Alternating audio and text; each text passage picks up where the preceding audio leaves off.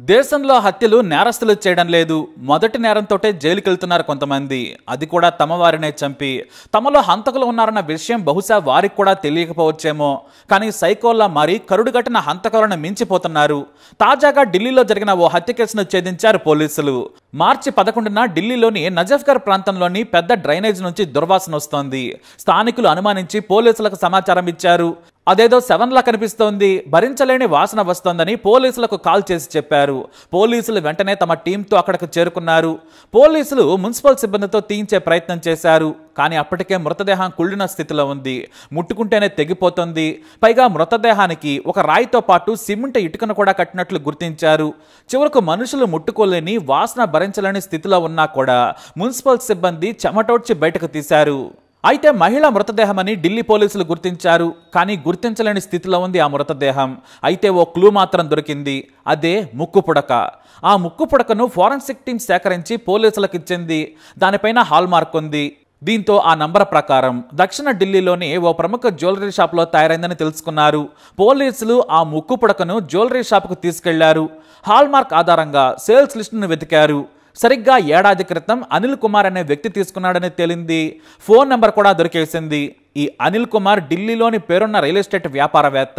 చనిపోయిన మహిళ అతని భార్య సీమా సింగ్. ఇతనుండేది ఢిల్లీ శివార్లోని ఫామ్ హౌస్లో. అయితే పోలీసులు అనిల్ కుమార్కు కాల్ చేసి అతని భార్య గురించి అడిగారు. నా భార్య బృందావనంలో ఉంది, ఆమె ధ్యానం చేసుకుంటోంది, ఆమె ఫోన్ ఇంట్లోనే ఉందని చెప్పాడు. పోలీసులకు ఎంతకీ సహకరించలేదు అనిల్ కుమార్. కనీసం ఆ తర్వాత ఫోన్లో కూడా దొరకలేదు, పరారీలో ఉన్నాడు. బృందావనంలో పోలీసులు విచారించిన అలాంటి పేరున్న వారెవరో లేరని చెప్పేశారు. 47 ఏళ్ల వయసున్న సీమా సింగ్తో ఒక్కరు కూడా లేరు. ఎప్పుడూ కూడా తమ దగ్గరకు రాలేదని కూడా తెలియంది. దీంతో ఈ అనిల్ కుమార్ హెడ్ ఆఫీసు ద్వారకలో ఉందని తెలుసుకున్న పోలీసులు అక్కడికి వెళ్లి రైడ్ చేశారు. అక్కడ వారికి ఓ డైరీ దొరికింది.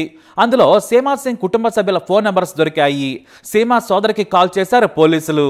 మాకు కూడా మా అక్క నెల నుంచి టచ్లోకి రాలేదు. మేము మా బావ అనిల్ని అడిగాము. ఆమె జైపూర్ వెళ్ళింది. ఆమె మూడు బాగాలేదు, ఎవరితో మాట్లాడనని చెబుతోంది, మీరు డిస్టర్బ్ చేయొద్దని చెప్పాడు. అవే మాటలు అనిల్ కుమార్ తన కొడుకుతో కూడా చెప్పించాడు. మేము ఆ మాటలు నమ్మామని సోదరి చెప్పుకొచ్చారు. ఓసారి రావాలని వారిని పోలీసులు కోరారు. మృతదేహం తాలూకు ఫోటోలను వారికి చూపించారు. ఆమె బట్టలను కూడా చూపించడంతో చనిపోయింది సీమానేనని బోరన విలపించారు. అంతేకాదు సీమా కొడుకు కూడా తమ తల్లిని గుర్తించాడు. దీంతో పోలీసులు అనిల్ కుమార్ కోసం గాలించడం మొదలుపెట్టారు. దాదాపు నెల రోజులు ముప్పు తిప్పలు పెట్టాడు అనిల్ కుమార్. అయితే ఫామ్ హౌస్ సెక్యూరిటీ గార్డ్ శివకుమార్ను అదుపులోకి తీసుకోగా తాను శవాన్ని మాయం చేసేందుకు సహకరించానని చెప్పాడు. అంతేకాదు మా సార్ మేడంని ఊరేసి చంపాడు. శవానికి ఓ రాయి కట్టి ఆ తర్వాత సిమెంట్ ఇటుక కట్టి మురికి కాలువలో పడేశామని చెప్పాడు. దీంతో పోలీసులు ప్రత్యేక బృందాలను రంగంలోకి దించారు. చివరకు తన ఫామ్ హౌస్లోనే అండర్ గ్రౌండ్లో ఉన్న గదిలో నక్కాడు అనిల్ కుమార్. అతన్ని కూడా విచారణ చేశారు పోలీసులు. 100 కోట్ల ఆస్తులున్నా ఎందుకు భార్యను హత్య చేశాడనే దానిపై పోలీసులు లోతైన ఎంక్వైరీ చేస్తున్నారు. కానీ అనిల్ కుమార్ మాత్రం నేను చంపలేదు అనే మాట మాత్రమే చెబుతూ పోలీసులను ఏమార్చే ప్రయత్నం చేస్తున్నాడు. మరి హంతకుడు అనిలే అని తెలిసాక పోలీసులు వదిలిపెడతారా? హంతకుడికి శిక్ష పడే వరకు పోలీసులు వదిలిపెట్టమని సవాల్ చేశారు. మరి భార్యను హత్య చేసి తప్పించుకుంటున్న అనిల్కు ఏ శిక్ష పడాలి? మీ అభిప్రాయాన్ని కమెంట్ ద్వారా తెలియజేయండి. ఈ వీడియోపై అప్డేట్స్ కోసం మై ఛానల్ ఫాలో అవ్వండి. అలాగే తప్పకుండా సబ్స్క్రైబ్ చేసుకోండి.